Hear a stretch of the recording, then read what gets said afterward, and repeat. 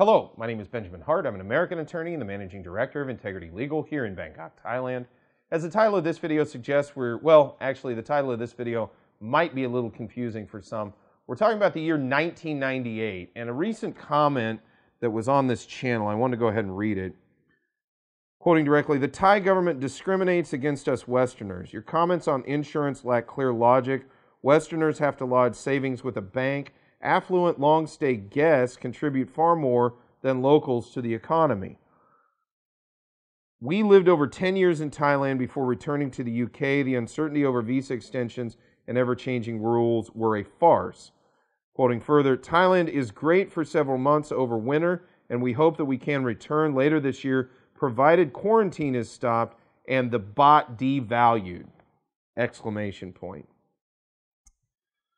Well, a couple of things here. And the reason I titled this video, "This Ain't 98, is because 1997, Thailand saw pretty substantial economic crisis. And it really shook Thailand to its core.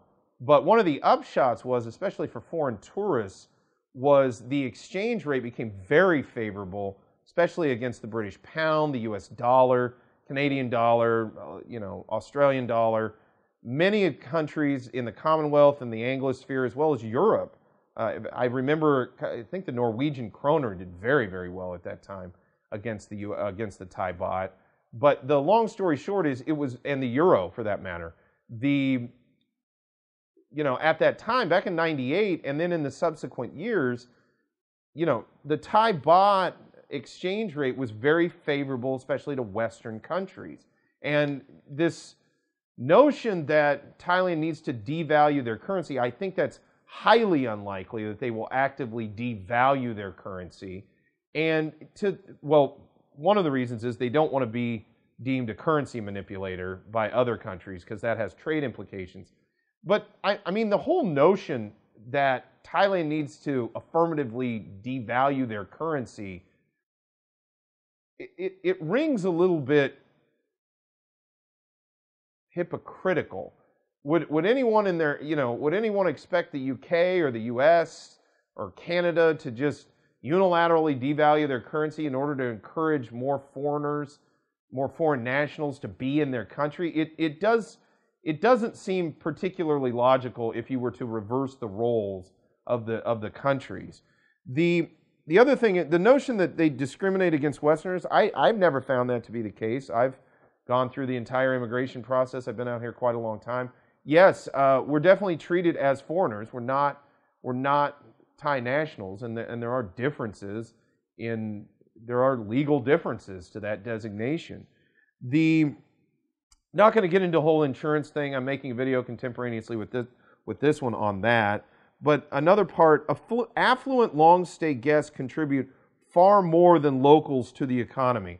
How can you say that? The fact is, I mean, there's 67 million, I believe that's correct, 67 million Thai nationals. Yes, affluent Westerners they're definitely encouraged. Thailand, myself included, we all want to see plenty of affluent long-stay tourists here.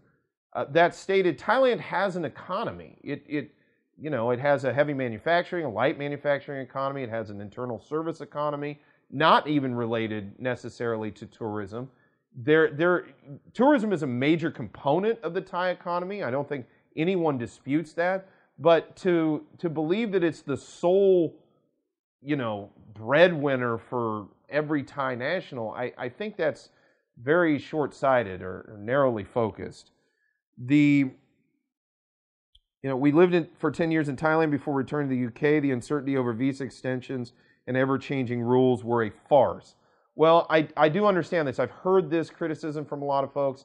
Yes, the immigration system has gone through an intense state of flux, especially regarding retirees in roughly the past 3 years, and I totally sympathize. That is a situation. I'm hoping we're going to see the overall immigration system come to a state of sort of normalization, sort of stasis in the upcoming months. Hopefully, by the time we see 2021 roll out, I hope we have an immigration system in place that will provide a lot more certainty moving forward. But that being said, I've speculated about such things in the past and been utterly wrong. So I'm not going to speculate in this video as to whether or not I think it might actually happen. But the reason I bring that up is, I do understand that it can be difficult to deal with Thai immigration matters here. The Thai immigration system has become much more stringent in recent years, and I can understand people's frustration. But, moving forward, the best we can do is just try to adhere to the rules, and on this channel at least, provide as much insight as we can to go ahead and deal with one's status here in the Kingdom of Thailand.